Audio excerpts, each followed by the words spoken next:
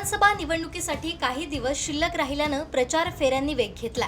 सावंतवाडी मतदारसंघाचे महायुतीचे उमेदवार राज्याचे शालेय शिक्षण मंत्री दीपक केसरकर यांनी प्रचारात आघाडी घेतली आहे। सावंतवाडी संस्थानचे युवराज लखमराजे भोसले यांनी मैदानात उतरत केसरकरांना विजयी करा असं आवाहन केलंय।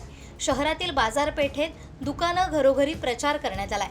यावेळी पदाधिकाऱ्यांनी दीपक केसरकर मोठ्या मताधिक्याने निवडून येतील असा विश्वास व्यक्त केलाय।